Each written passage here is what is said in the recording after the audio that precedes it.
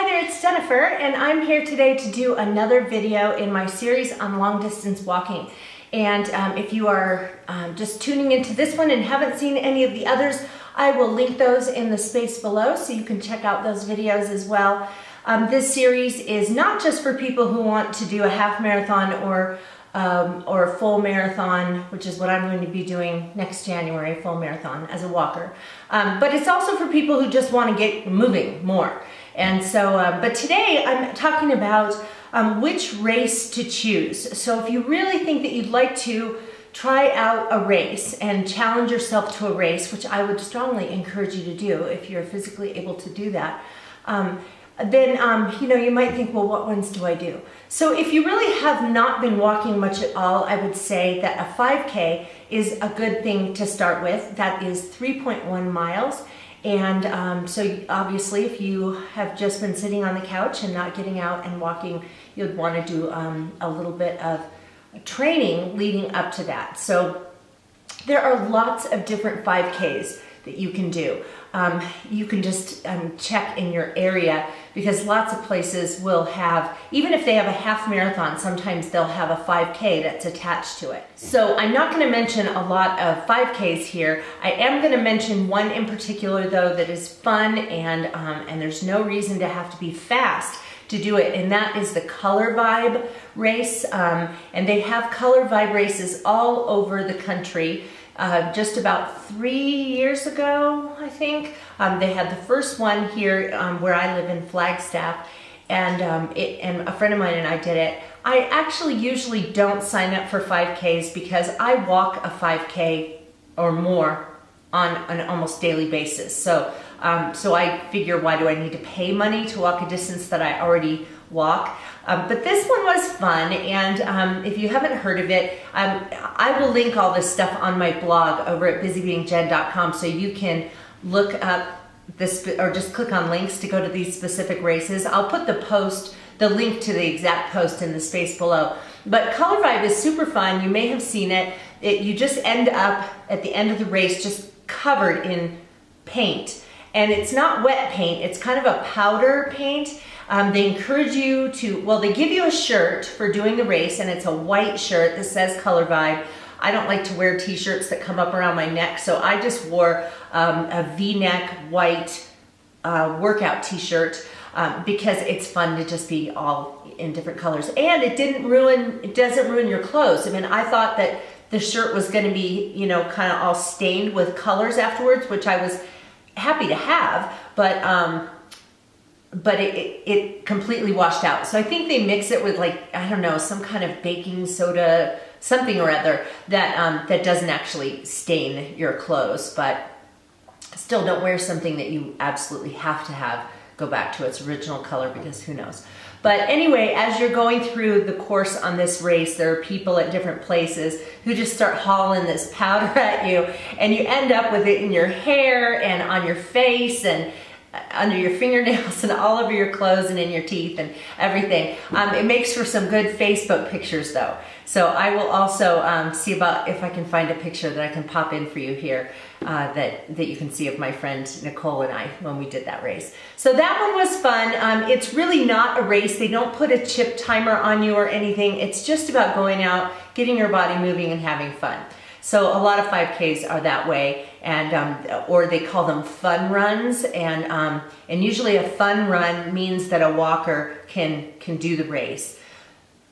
But that's another thing to check for with races. You want to see what their time limit is on the course. So for example, there's this one marathon. It's a full marathon in Napa, and I thought it would be a really great one to do, but they have a 5-hour time limit on this race, which means that it is not walker friendly, because I'm a pretty fast walker, and it takes me my fastest full marathon as a walker was 6 hours and 24 minutes. And I was, we were hauling doing this race. So that time indicated to me that it is not a walker friendly race. So you want to see what the time is. If they don't specifically say there's a time limit, most of them do, especially if they are in cities where they're closing off roads and things like that. They need to get those back open. So most of them have a time limit on them. If they don't, you can go into the previous year's race results, and they should have a list of all the people who did the race and their times, and look for the slowest people and see how long it took them to do it. And if you can do that pace, then it means that it's probably a walker-friendly race. Okay, so let's talk about some others. I've got a few that are specific to my area, but I'm going to mention some that are also nationwide that you can look into, and of course I'm sure that there are some in your specific area that I don't know about or have access to. So one of the races that is a really good one for walkers is the Rock and Roll Series races. They have them all over the US. They have even started having them in Europe and I don't know, a bunch of different places. They're getting more and more venues for these. The Rock and Roll Series I love so much because, well, first of all, it is walker friendly. They have an 8-hour, no, an 8-hour, they have a 4-hour time limit on a half marathon. And so if you can walk about a 16, 17-minute mile, then you can finish within the time frame. And they have a setup where you have to reach a certain point in the race by a certain time. And if you do, then actually you can take as much time as you want to finish. They are walker friendly for the full marathon as well, but not as walker friendly. I mean, you have to really be able to cruise as a walker to be able to sign up for their full marathon. You would think that because a half marathon they give you 4 hours, that for a full marathon they would give you 8, but they don't. They give you 7.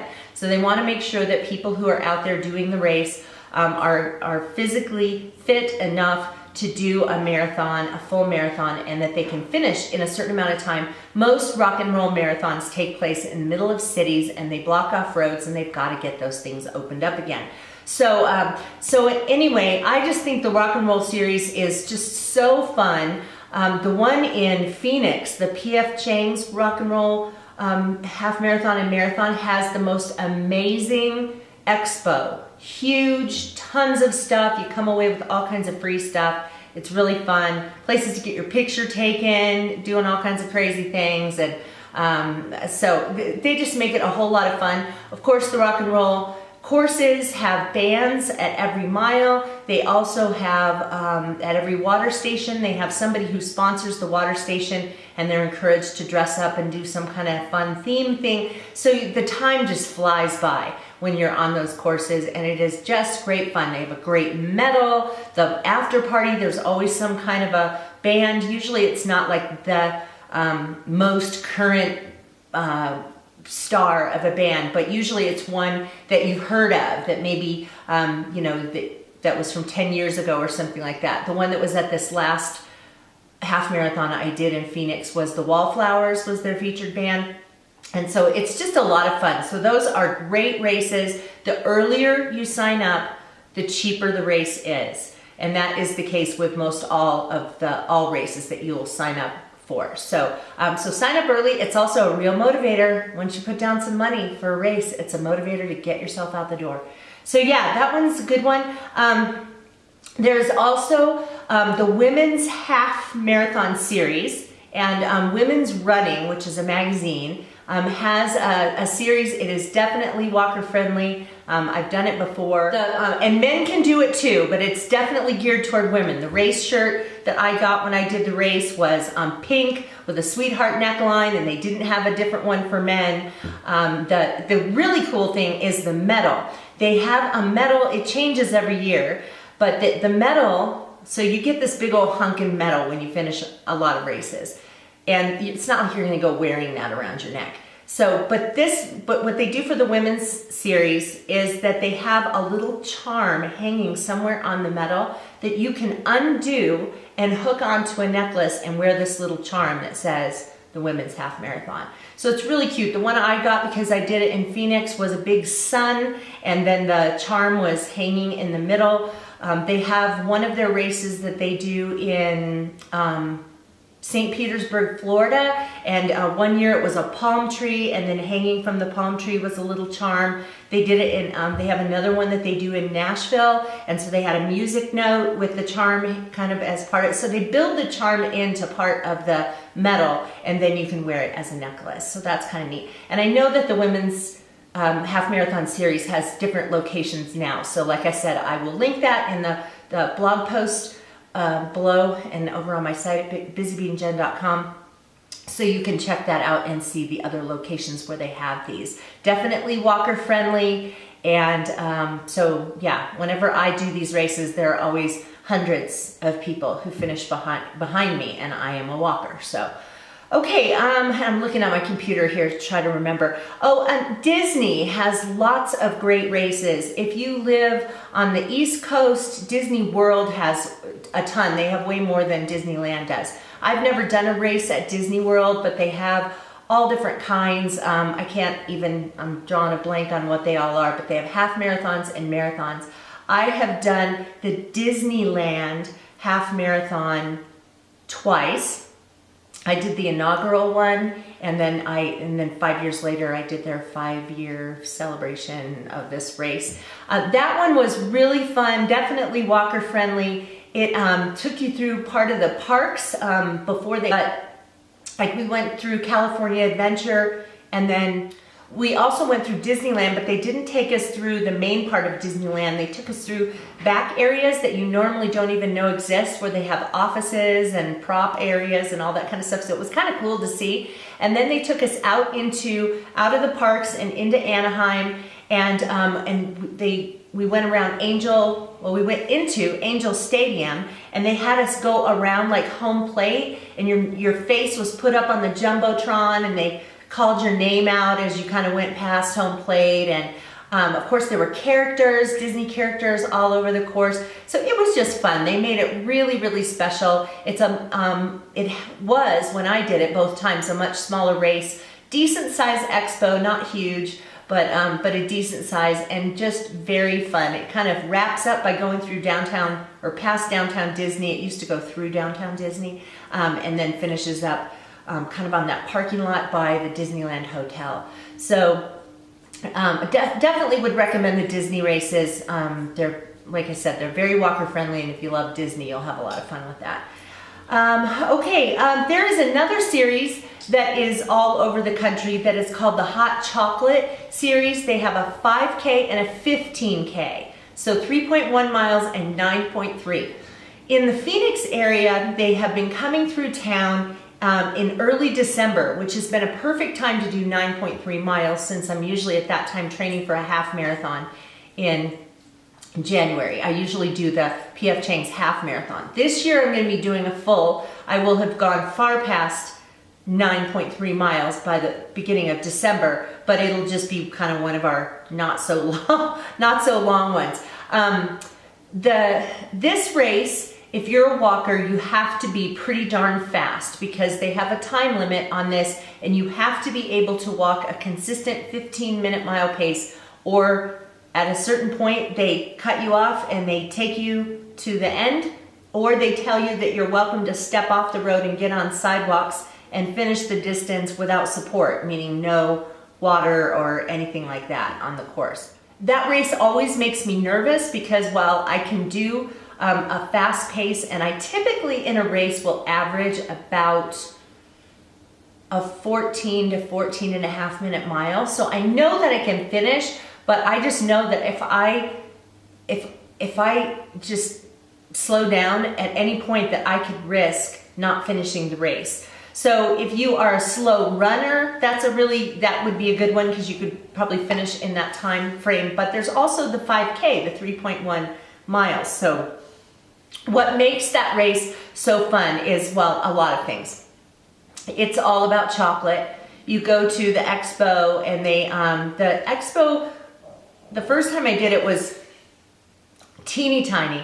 This last time I did it, it was getting bigger, so I think it's gaining popularity in the Phoenix area. I know it's huge in some other parts of the country. But at the Expo, they have chocolate, they have hot chocolate, they have marshmallows dipped in chocolate, and all the little things to sample.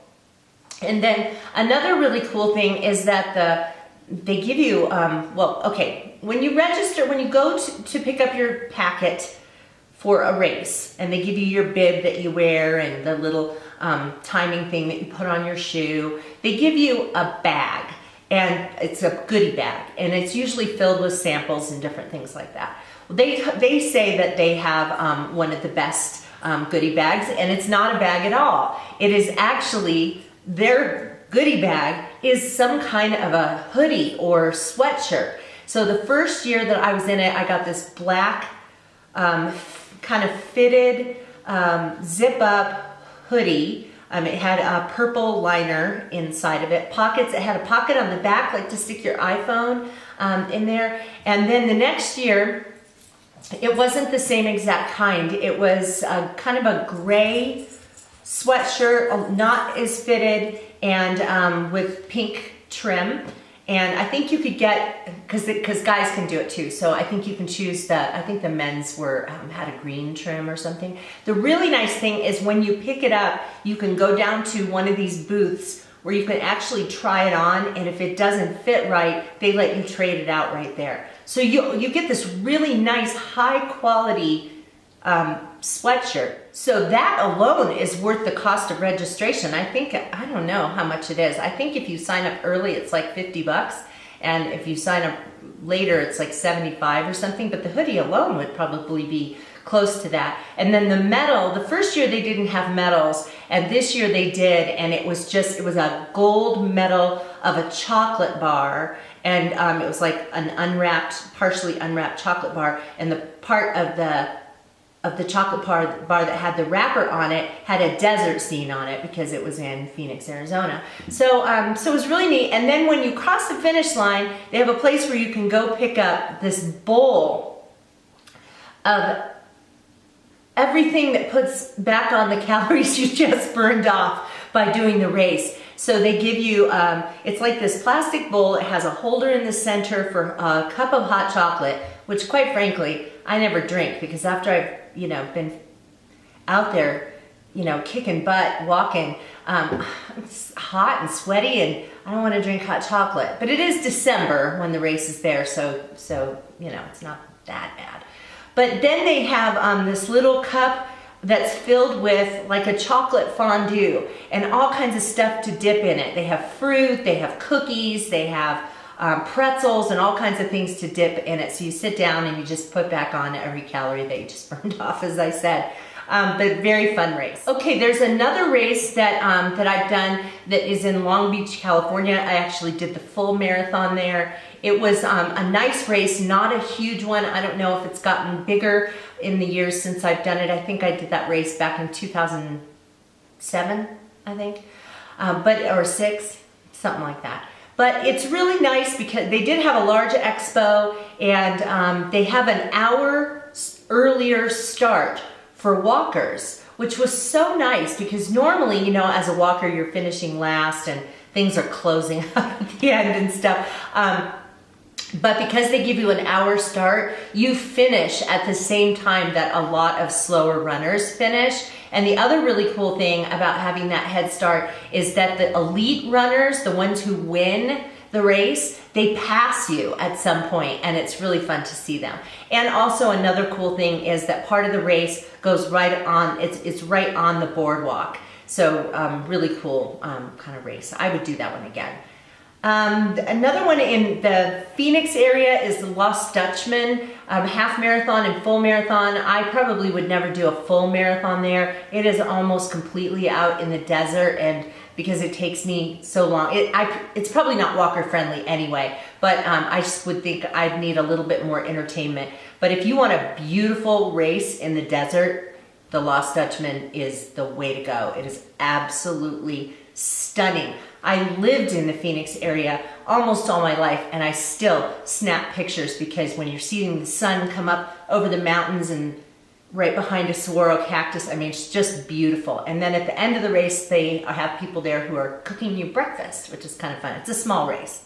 I did another one in the Tucson, Arizona area called the Arizona Distance Classic. That one I've done twice. One time I PR'd, got my personal record, did my fastest half marathon on that course. It actually is in a beautiful desert area, but it's on roads and goes through neighborhoods. So it is really pretty. The second time I did the race, it was super, super hot. We had an unusually hot spring season, and I did horrible. And it was miserable.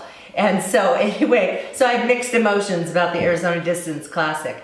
In my area, we have a couple that that are kind of fun to do, and I like to do. One of them is called the Hospice 10K. It's a fundraiser for the local hospice agency.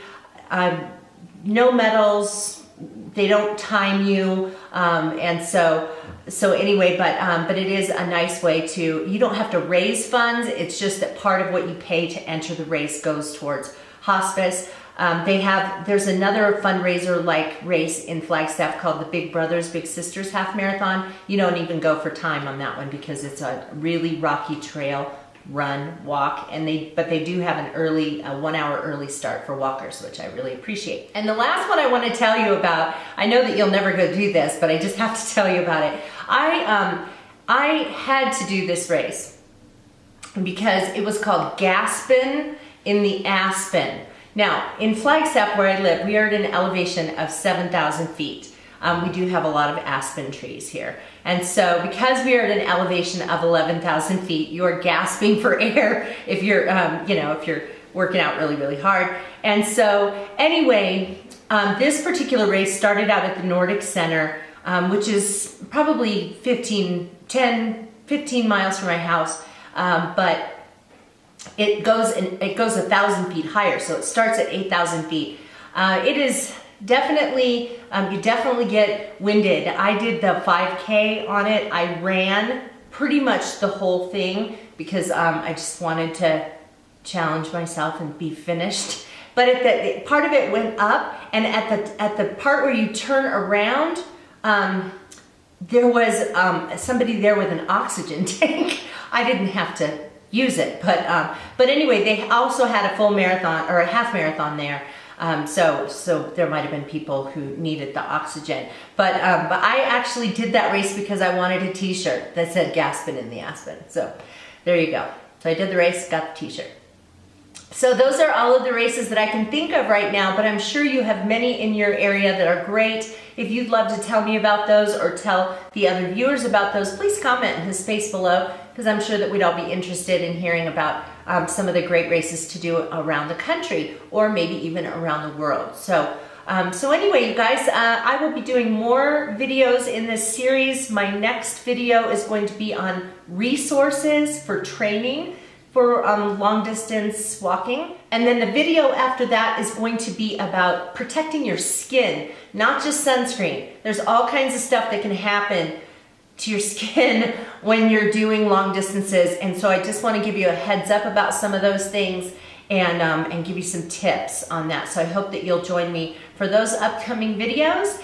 And if you're not currently subscribed to my channel, just hit that button right there, and then YouTube will let you know when I upload new videos. So thanks for watching, guys. Hope you're doing well, and we'll see you again. Bye-bye.